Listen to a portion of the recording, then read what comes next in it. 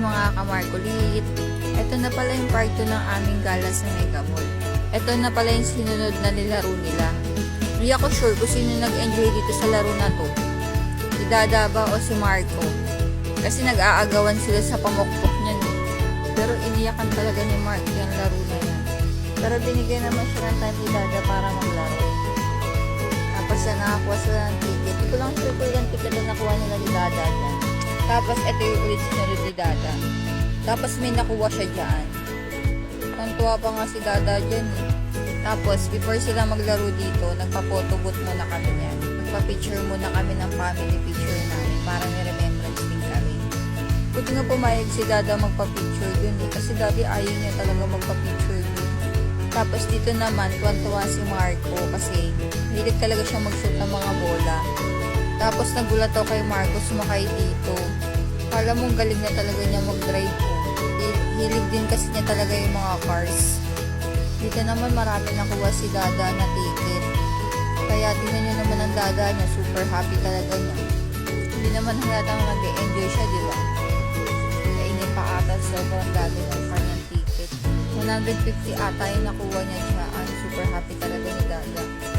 Tapos inulit niya ulit, baka sakali daw siya makakuha ulit. Nagpapaubos na siya ng card dyan. So, kita niya, seryoso na naman siya.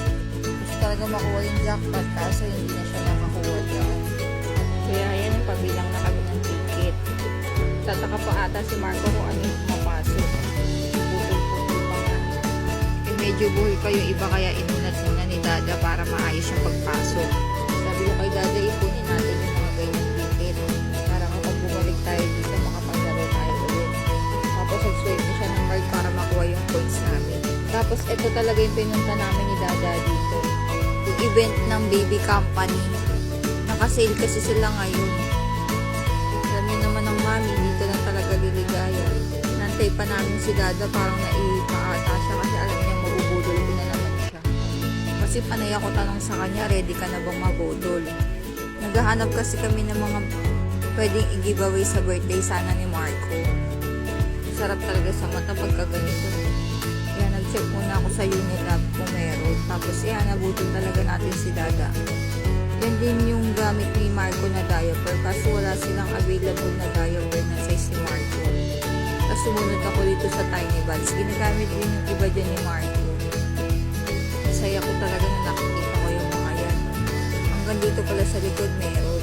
Mga sabon naman yan, mga panlinis ng dede or pantaba. Tapos bayad lang ako, pagbalik ko, tulog na pala yung anak ko.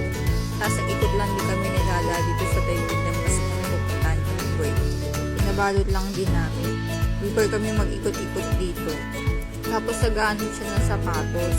Si Dada kasi lagi siya naglalaro ng basketball sa trabaho. Tapos kasi nawala si Marco, yan, ready na naman slide. Buti dala namin itong stroller niya. Hindi rin kami nahirapan.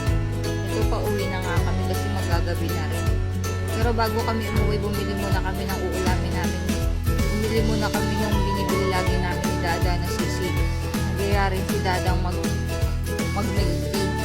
Kaya grab ko na opportunity kasi minsan lang talaga magaya si Dada. So daanan lang din naman namin to. Dito pala yan sa Pag-asa, sa Kanyugan, Pasig. Saka favorite talaga ni Dada yung milk tea dito sa Paro. Kita niya naman si Marco, order na siya. Gusto talaga to sa favorite namin ni Dada na milk tea shop. Yun lang muna. Thank you for watching. God bless all.